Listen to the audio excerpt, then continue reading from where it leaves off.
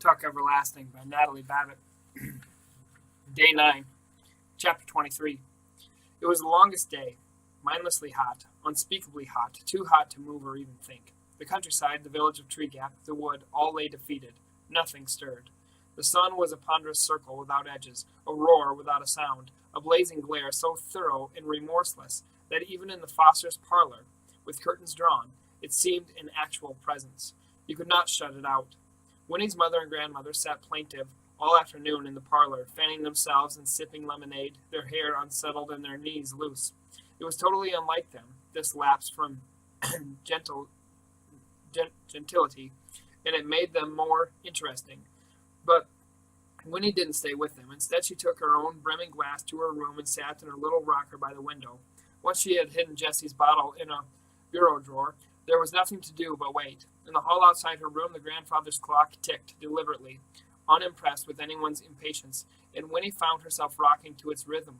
Forward, back, tick, tock, tick, tock. She tried to read, but it was so quiet that she could not concentrate, and she was glad when it at last was time for supper.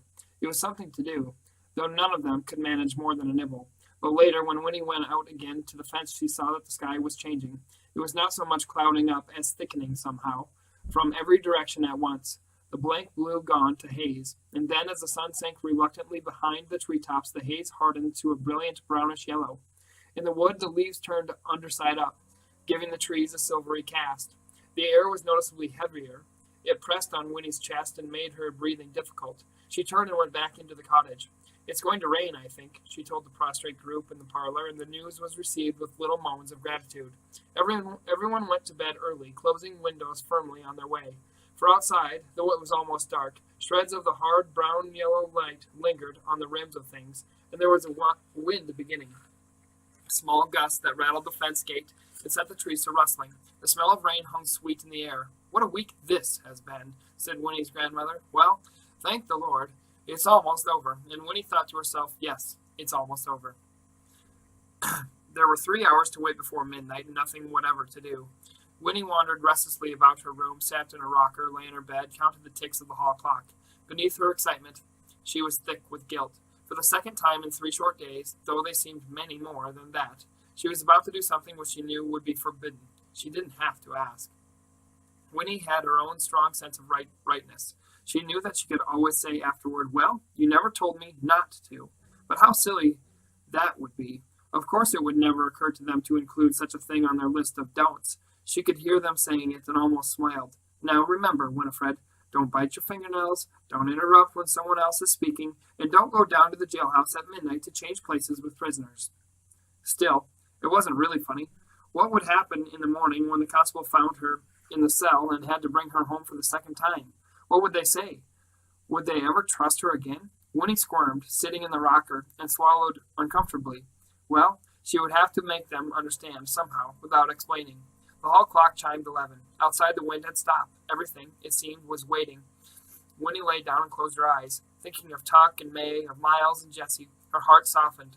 They needed her, to take care of them, for in the funny sort of way that had struck her at the first, they were helpless, or too trusting. Well, something like that. Anyway, they needed her. She would not disappoint them. May would go free. No one would have to find out. Winnie would not have to find out. That May could not. But Winnie blocked the picture from her mind, the horror that would prove the secret. Instead, she turned her thoughts to Jessie. When she was 17, would she? If it was true, would she? And if she did, would she be sorry afterwards? Tuck had said, "It's something you don't find out how you feel until afterwards." But no, it wasn't true. She knew that now, here in her own bedroom. They were probably crazy after all, but she loved them anyway. They needed her. And, thinking this, Winnie fell asleep. She woke with a jerk sometime later and sat up, alarmed. The clock was ticking steadily. The darkness was complete. Outside, the night seemed poised on tiptoe, waiting, holding its breath for the storm. Winnie stole out to the hall and frowned at the clock face in the shadows. And at last she could make it out, for the black Roman numerals were just barely visible against their white ground. The brass hands glowed faintly. As she peered at them, the long hand snapped forward one more notch, with a loud click.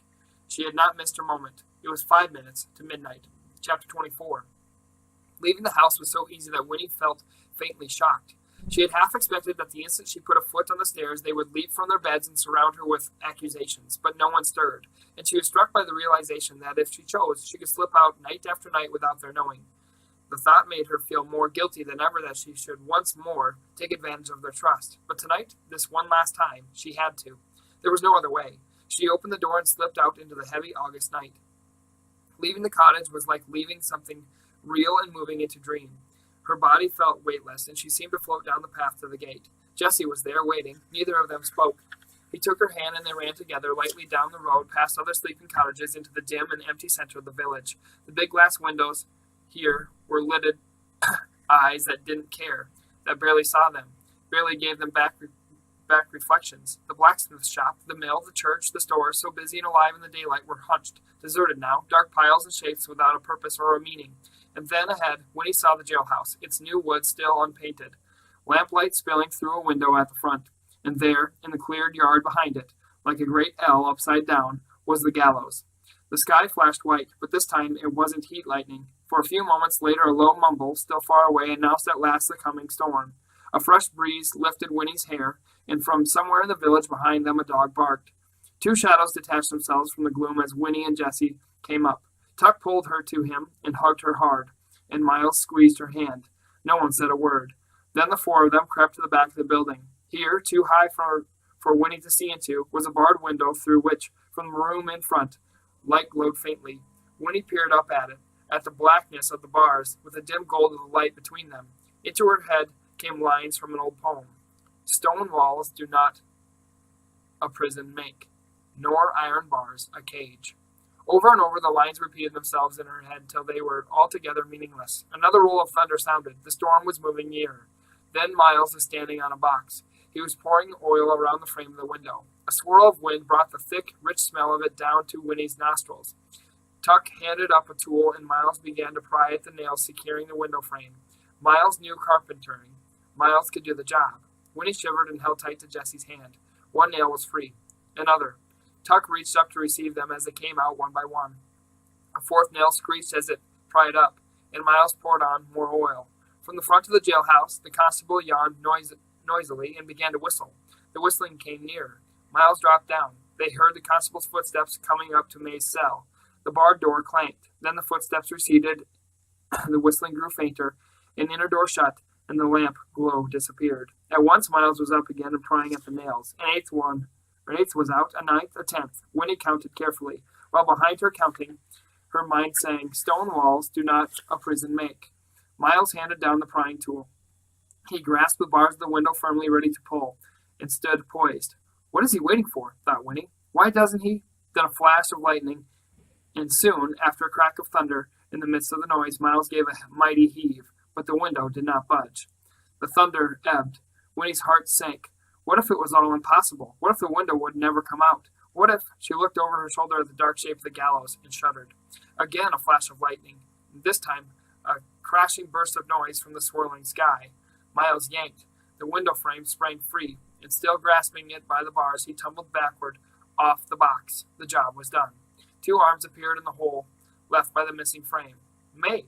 Her head appeared. It was too dark to see her face. The window. What if it was too small for her to squeeze through? What if... But now her shoulders were out. She groaned softly. Another flash of lightning lit her face for an instant, and Winnie saw an expression there of deep concentration. Tip of tongue protruding, brows furrowed. Now Tuck was on the box helping her, giving her his own shoulders to pull on, Miles and Jessie close at his sides, arms upstretched, eager to receive her bulk. Her hips were free. Now look out. Here she came, her skirts tearing on the rough edges of the boards, arms flailing, and they were all in a heap on the ground. Another crash of thunder muffled Jessie's bursting, exultant laugh. May was free. Winnie clasped her trembling hands thankfully, and then the first drop of rain plopped precisely on the tip of her nose. The Tucks untangled themselves and turned to her. One by one, as the rain began, they drew her to them and kissed her.